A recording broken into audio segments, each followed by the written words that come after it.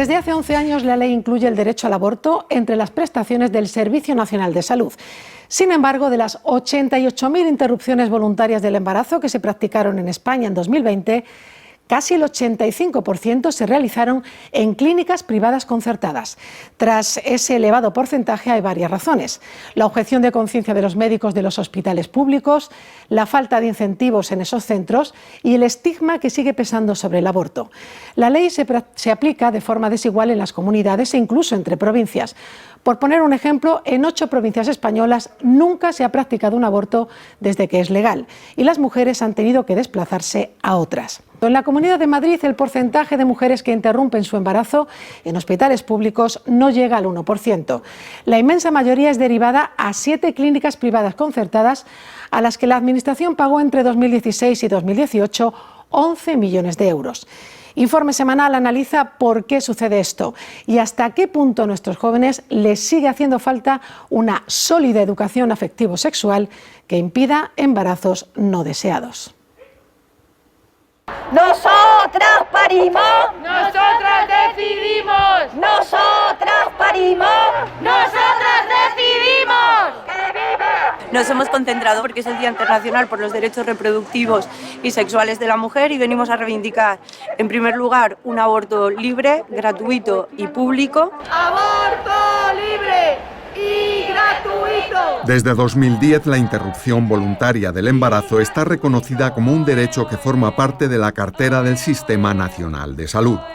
Pero los datos muestran que en la mayoría de los hospitales públicos no se da esa prestación y que las mujeres que deciden abortar tienen a menudo que sortear numerosos obstáculos. Da igual que el aborto sea a petición de la mujer o por riesgo para la salud de la madre o del feto. Todo fue bien y transcurrió con normalidad, pero estando de 17 semanas, son prácticamente 4 meses, tuve una rotura de bolsa completa. Entonces tuve que ir a urgencias, me sugirieron ingresar para hacerme una ecografía arreglada al día siguiente y confirmar que efectivamente la bolsa estaba rota.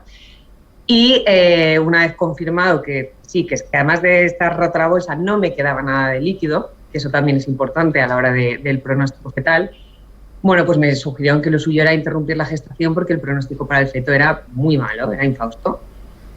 Pero que si yo decidía interrumpir esa gestación, pues que allí no iban a practicarme el aborto.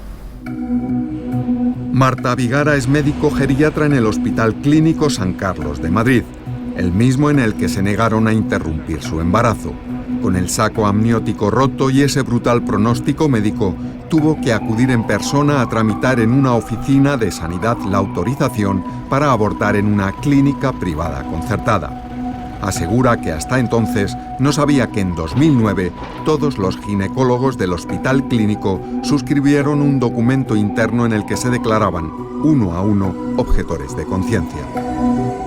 Trasciende a la responsabilidad individual de cada médico. La objeción de conciencia es individual. Esto es más una labor de los gestores, más que de los médicos. Que esta prestación sanitaria sigue siendo una práctica sanitaria estigmatizada y eso no hace sufrir a las mujeres y a los profesionales. Condiciones laborales, ausencia de incentivos profesionales, posiciones ideológicas o morales e incluso la presión ejercida por colectivos antiabortistas hacen que 35 años después de la despenalización del aborto no haya apenas médicos que lo practiquen en la red sanitaria pública.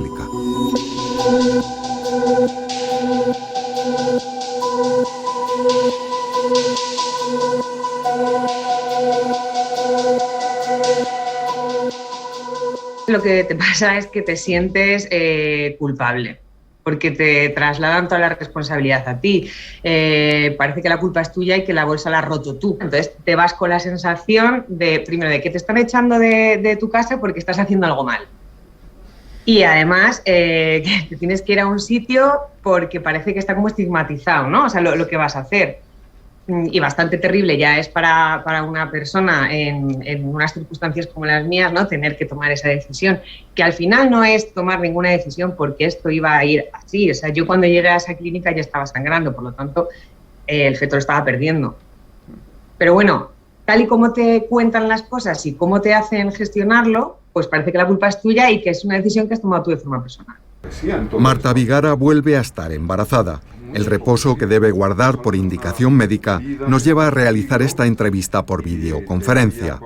Su denuncia pública en un programa de radio ha reabierto el debate sobre el ejercicio del derecho al aborto en España.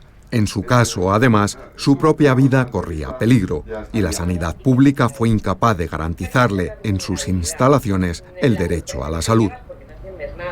Era un aborto terapéutico, pero en ningún caso se salió de la vía clínica que el hospital tenía establecida y se ejerció de manera adecuada en el entorno de accesibilidad que decía antes, adecuado, o así lo consideró el Colegio de Médicos de Madrid cuando se presentó la denuncia. En 2020 se realizaron en España más de 88.000 abortos, la gran mayoría, casi el 85%, en clínicas concertadas. Y eso que, aunque con la excepción de algunas comunidades, el porcentaje de interrupciones de embarazo en la red pública ha ido en aumento en el conjunto de España, porque hace una década no llegaba al 2%. Yo creo que es una cuestión histórica. Cuando antes de la despenalización del aborto, en España ya había ginecólogos que a aquellas mujeres que no se iban a Londres o que no se iban fuera, pues abortaban aquí incluso cuando era ilegal. Cuando llegó el 85, la despenalización del aborto, estos médicos montaron clínicas y los servicios públicos no hicieron absolutamente nada.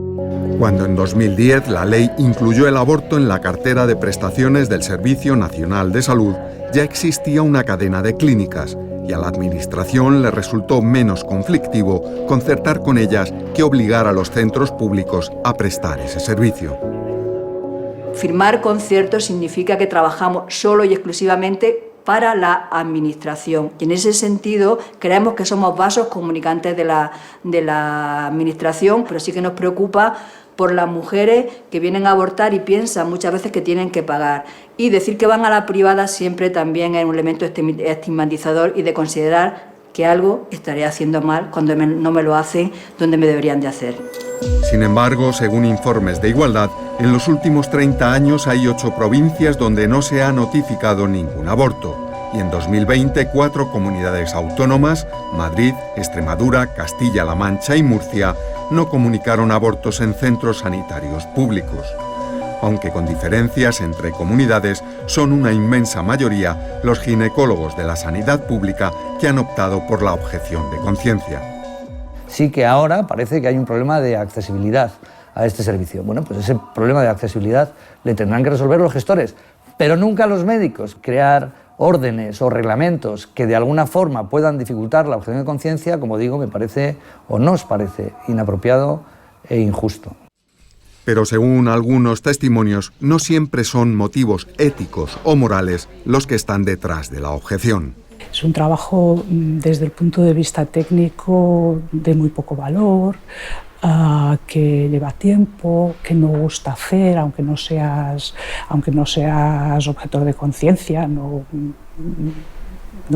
te aporta nada, te puede aportar problemas. Entonces, claro, es algo que incomoda y eso, bueno, todos son objetores, pues yo también y vivo mejor, no me creo problemas. En tu currículum profesional resta que te hayas dedicado toda tu vida profesional a hacer abortos. ¿Por qué resta? Por el estigma. Porque no está normalizada la prestación, no están normalizados los derechos sexuales y reproductivos. La ausencia de médicos que practiquen abortos en los hospitales públicos, combinada con la ausencia de clínicas concertadas, obliga a la mujer a desplazarse a otras provincias, muchas veces sin acompañamiento y asumiendo previamente los gastos. Aunque las opiniones están divididas, la Administración y un sector de la comunidad sanitaria ven en el aborto farmacológico una solución a gran parte de esos problemas de acceso. Mi empeño fue poner el aborto farmacológico, sobre todo para utilizar esa técnica porque me parecía que era valiosa y porque era mucho más fácil meter más interrupciones de embarazo dentro de la sanidad pública. Hasta las 9 semanas considero que hay 2 métodos, el instrumental y el farmacológico. Como seguridad sanitaria, ambos métodos son seguros. La farmacológica se usan 2 medicamentos y en 2 tiempos diferentes. Un medicamento es la mifepristona, que se toma oral y entre las 24 y las 48 horas En su domicilio o en la clínica, dependiendo de donde la mujer decida realizarlo, se hace la segunda parte del tratamiento, que es la que realmente produce el aborto. Tiene un inconveniente y es que el aborto puede terminar o no. A diferencia del aborto instrumental, en el farmacológico la intervención del médico es mínima y básicamente concentrada en la información a la paciente y el seguimiento de los síntomas.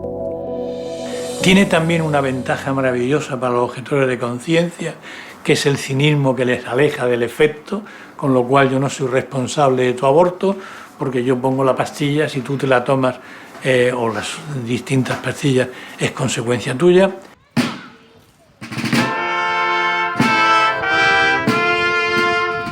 A las trabas para el ejercicio del derecho al aborto se suman las presiones y actos de acoso que, según varias denuncias, realizan organizaciones antiabortistas a las puertas de las clínicas. Ayuda a la mujer, hay que ayudar a las madres, dinero para las madres, pero no para la muerte, cultura de la vida, no cultura de la muerte. Hay que ayudar a la mujer, hay que Acosos como el denunciado hace 2 años por esta mujer que prefiere mantener el anonimato. Fue en la clínica Iris de Albacete, a la que ella acudía a realizarse una simple revisión ginecológica. Me sentía atacada. Yo no estaba en esa tesitura, pero si yo me sentía atacada, no me quiero imaginar cómo se sentirán otras mujeres. Cuando las llaman asesinas, cuando tienen que entrar en una clínica que está llena de pintadas, cuando de repente las coge una persona que dice ser médico o médica para llevarlas a una ambulancia o para invitarlas a un café, es que no me quiero imaginar cómo se sienten. Hola, ya estamos yendo para la Dator. Sí, con la ambulancia y vamos a dejarla ahora allí. Un centro habitual para este tipo de acciones es la Clínica Dator de Madrid, la primera acreditada en España para la interrupción voluntaria del embarazo. En ella nos aseguran que muchas mujeres llegan con sus constantes alteradas por la presión que sufren antes de entrar. Estos grupos tienen derecho a manifestarse, a concentrarse, a decir lo que quieran en sus espacios. Entendemos que además estos mismos grupos se vinculan a la Iglesia Católica, pues que todo este ideario lo pongan sobre la mesa en sus espacios propios, ¿no? No entendemos por qué en un sitio concreto y haciendo una concentración pacífica concreta tiene que estar penado específicamente para un colectivo concreto. El Congreso está tramitando una reforma del Código Penal para incluir como delito el acoso en las puertas de las clínicas concertadas. Las organizaciones antiabortistas alzan su voz frente a un proyecto que consideran anticonstitucional. Que viola derechos fundamentales como la libertad de reunión, de expresión, de concentración, etc. ¿No? Además regula un delito que ya está creado en el Código Penal, que es el de coacción, con lo cual era innecesario. Si existe el delito de coacción, se haga donde se haga, en la puerta de un abortorio o en la calle o en la puerta de un bar, con lo cual es una clara persecución contra todas esas personas y organizaciones sin ánimo de lucro que sí intentan ofrecer alternativas a todas esas mujeres. Las clínicas autorizadas y las organizaciones de defensa de los derechos de la mujer apoyan un cambio legal que consideran necesario para proteger esos derechos. Fundamentalmente lo que se conculca es su derecho a la libertad, que es lo que conculca el delito de coacciones. Además, entiendo evidentemente que se conculca su derecho a la intimidad, porque allí hay gente en la puerta que sabe a la actividad que va. Además, se conculca su derecho a la salud, porque de alguna manera esa señora la están alterando. Las cifras de abortos en España se sitúan en torno a los 240 por cada 1000 nacidos. Están por detrás de las de países como Suecia, el Reino Unido, Francia o Hungría, aunque ligeramente por encima de la media de la Unión Europea. Su crecimiento solo ha sido interrumpido durante el año de la pandemia. Íbamos a los institutos, dábamos charlas a los chavales sobre anticoncepción, sobre sexualidad. Eso se dejó de hacer y se hizo mal dejándose de hacer, porque yo que he hecho un corte en ese, o sea, estuve entonces y he vuelto ahora 20 o 30 años después, me he dado cuenta que esos chavales de ahora tienen menos formación que la que tenían los de cuando yo empecé a trabajar. Si queremos que cada vez descienda el número de embarazos no deseados, porque embarazos deseados y que se puedan malograr van a existir siempre, pero si queremos que las mujeres no caigamos en embarazos no deseados, vamos a hacer una educación afectivo-sexual desde la infancia hasta el final de nuestras vidas.